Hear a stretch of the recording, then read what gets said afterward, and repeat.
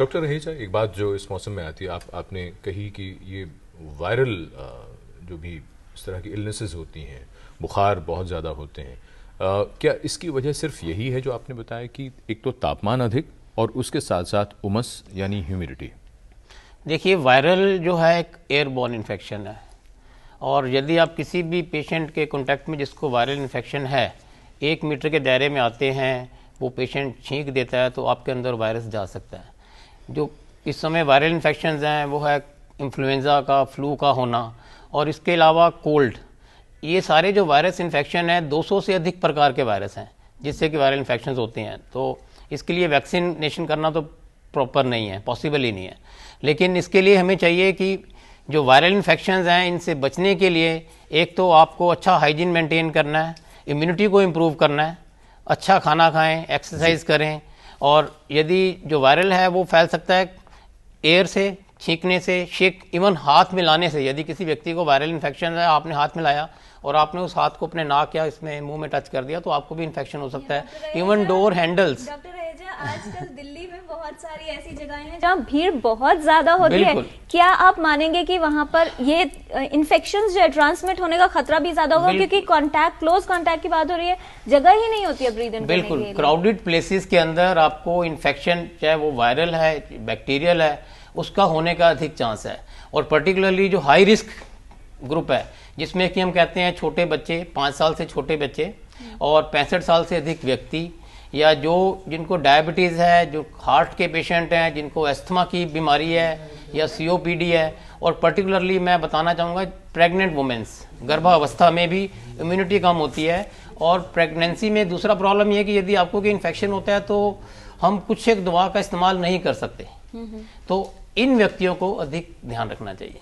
जी doctor Dhariwal, आपने हमें ये बताया कि इस मौसम में मच्छर काफ़ी पनपते हैं, लेकिन बहुत से लोगों के मन में ये भी प्रश्न आता है कि इसके अलावा और भी मौसम ऐसे होते हैं, खासकर जब गर्मी आने वाली होती है मच्छर तब भी बढ़ते हैं, बरसात में ही ज़्यादा क्यों बढ़ते हैं? क्या सिर्फ पानी में होते हैं? अगर पानी में ही होते हैं तो उसके अलावा क्यों होते हैं? पानी में इसकी उत्पत्ति ज़्यादा होती है, लेकिन आपने ठीक कि गर्मी के दौरान भी, और ख़ास करके मैं उल्लेख करना चाहूँगा कूलर्स और जो छोटे छोटे कंटेनर्स, ख़ास करके आजकल के घरों में आप देखिए तो घर के अंदर अपना ड्राइंग रूम में पानी में फूल पौधे रखने का जो है वो चलन बढ़ गया है जी। वो घर के अंदर ऐसा जो है वो वातावरण पैदा करता है जिसमें भी मच्छर पैदा हो सकते हैं। और गर्मी के दिनों में भी आजकल डेंगू के केसेस खास करके हम लोगों को दिल्ली के क्षेत्र में भी जो है वो मिले हैं, और बाकी जो है वो क्षेत्रों में तो हो ही रहे हैं।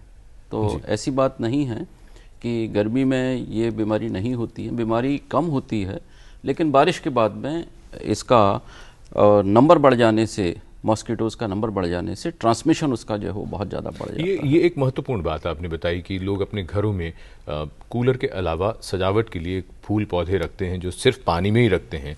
तो बहुत से लोगों के मन में ये प्रश्न आएगा कि कितने दिन में उस रखे हुए पानी में मच्छर पैदा हो जाएगा? लगभग ये देखा गया है कि 7 दिन का समय पर्याप्त होता है। यदि 7 दिन तक अगर उसे छेड़ा ना जाए, ऐसे ही रहे अगर, तो 7 दिन में एग से लेकर के और एडल्ट इमर्ज होने की जो लाइफ साइकिल है वो लगभग 7 दिन की जो है वो देखी गई है।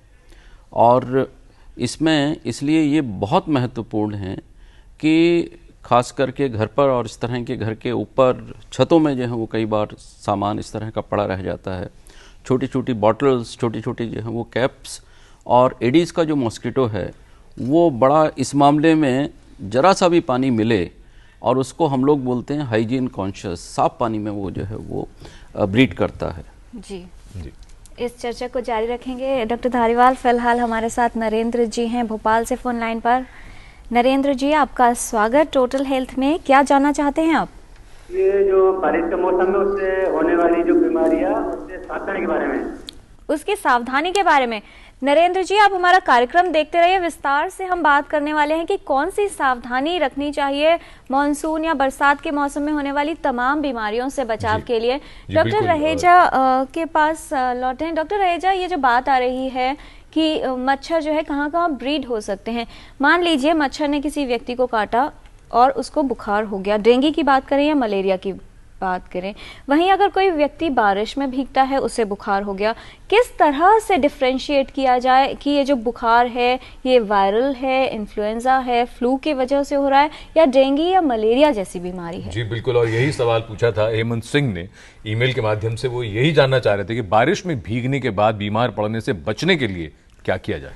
देखिए, इस मौसम में जो बुखार होता है, एक तो उसमें हम जो डेंगू फीवर है मच्छरों से होने वाला, malaria, chikungunya, viral infections, typhoid infections और वायरल हेपेटाइटिस, ये सारी बीमारियां होती हैं जिससे कि बुखार होता है। यदि हम डेंगू की बात करें तो डेंगू के अंदर जो पेशेंट को बुखार होगा, इसमें इसको हम ब्रेक बोन फीवर भी कहते हैं। इसमें पेशेंट को बुखार होगा, ठंड लगेगी, चेहरा लाल हो जाएगा, फ्लशिंग हो जाएगी और सिर में दर्द होगा, आंखों के घुमाने से दर्द होगा, पेशेंट को बहुत अधिक कमजोरी आती है, नौजिया, उल्टी होने का अंदेशा और शरीर में कमजोरी का आना। और जो इसकी जो सीरियस फॉर्म है, अधिकतर जो डेंगू है that is a simple dengue fever 99% में, और जो इसका जो डेंगू हेमरेजिक फीवर है उसके अंदर आपके जो शरीर के ऊपर है चकत्ते निकल सकते हैं, रैशेज हो सकते हैं, प्लेटलेट्स कम होने से ब्लीडिंग हो सकती है, नाक से, दांतों में, मुंह में, गम से, यूरिन में या उल्टी में। तो ये है उसका डेंगू हेमरेजिक फीवर। और तीसरी फॉर्म है डेंगू शॉक सिंड्रोम, जिसमें कि पेशेंट का ब्लड प्रेशर बहुत अधिक कम हो जाता है, कैपिलरी लीकेज होता है जिससे कि पेशेंट शॉक में जा सकता है। और यदि किसी भी व्यक्ति को, यदि इसको बुखार है, उसको चक्कर आ रहे हैं, घबराहट हो रही है, इनट्रैक्टेबल वॉमिटिंग हो रही है, बार बार उल्टी हो रही है, सांस फूल रहा है या बेहोशी की हालत में जा रहा है, गफलत में जा रहा है, तो ऐसे मरीजों को हमें चाहिए कि तुरंत नियरेस्ट मेडिकल हेल्प ले जाएं। जो भी मेडिकल सेंटर है, प्राइमरी हेल्थ सेंटर या जो हॉस्पिटल है, वहां जाएं और इसमें डिले ना करें। वायरल के इन्फेक्शंस में आपको जो बुखार होगा उसमें ठंड लगेगी, खांसी जुकाम अधिक होगा, और ये वायरल इन्फेक्शन है, सेल्फ लिमिटिंग है, एंटीबायोटिक्स का इसमें कोई रोल नहीं है। पर्सनल हाइजीन रखें। तीसरा जो इन्फेक्शन है चिकनगुनिया, चिकनगुनिया में भी बेसिकली इसका जो ग्रीक वर्ड है इसका मतलब है बेंडिंग फॉरवर्ड। चिकनगुनिया का मेन लक्षण है कि व्यक्ति के जोड़ों में अधिक दर्द होता है, पेशेंट इवन बाथरूम तक जाने के लिए झुक के चलता है, जोड़ों में सूजन आना, दर्द होना, और ये भी 10 से 15 दिन रहता है। टाइफाइड का जो बुखार है वो बेसिकली रेमिटेंट फीवर है, स्लोली स्टेडली इंक्रीजिंग फीवर है 1 से 2 हफ्ते में। और जो लास्ट में इन्फेक्शन होते हैं वायरल हेपेटाइटिस, इसमें पेशाब का पीला होना, आंखों का पीला होना, सब मिला के यदि आप डिटेल में हिस्ट्री लेते हैं तो एक जो पैटर्न है, डेंगू में सैडल बैक फीवर है, मलेरिया के अंदर जो भारत में मलेरिया है that is basically plasmodium vivax and falciparum, जिसमें हम कहते हैं benign malaria, malignant malaria. Benign malaria vivax ही है जिसमें कि बुखार आता है, ठंड लग के बुखार आता है, जिसकी एक दिन छोड़ के बुखार आएगा एवरी 3rd डे।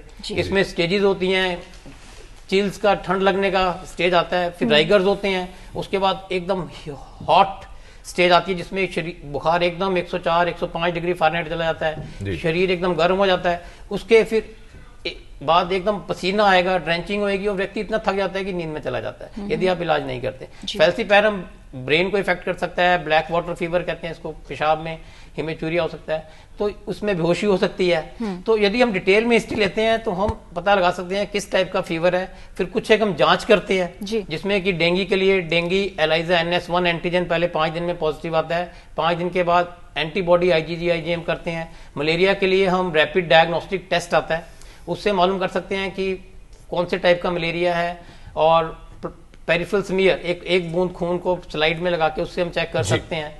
और ऐसे ही जो टाइफाइड है उसके लिए हमारे पास टेस्ट है, विडाल टेस्ट है। निमोनिया है या चेस्ट इन्फेक्शन है उसके लिए एक्सरे चेस्ट कर सकते हैं। और यदि कुछ भी नहीं है तो नॉर्मली हम वायरल फीवर कहते हैं जिनको, जिसमें कि आंखों का लाल होना। ये बड़ा आपने महत्वपूर्ण बात कही कि जिसमें जिसमें कुछ भी नहीं है, मतलब जिसको आप वायरल फीवर कहते हैं कई बार, और दिक्कत ये होती है कि एक हफ्ते तक बुखार चलता है।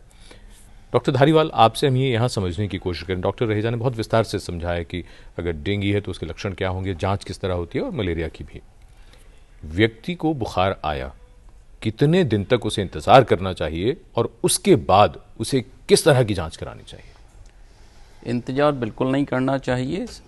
सबसे पहले जो लक्षण बताए गए उसके लिए किसी भी चिकित्सक के पास जाकर के और खून की जांच, जिसमें मुख्यतः यदि मलेरिया से संबंधित हैं, क्योंकि मलेरिया की जांच ऐसी जांच है जो बड़ी आसान है और जिसका विदिन आजकल माइक्रोस्कोपी के साथ साथ दूसरे मेथड भी हैं जो भारत सरकार के द्वारा खास करके दूर दराज के क्षेत्रों में रैपिड डायग्नोस्टिक किट जिसको कहा जाता है, जिसका 20 मिनट के अंदर अंदर रिजल्ट मिल जाता है।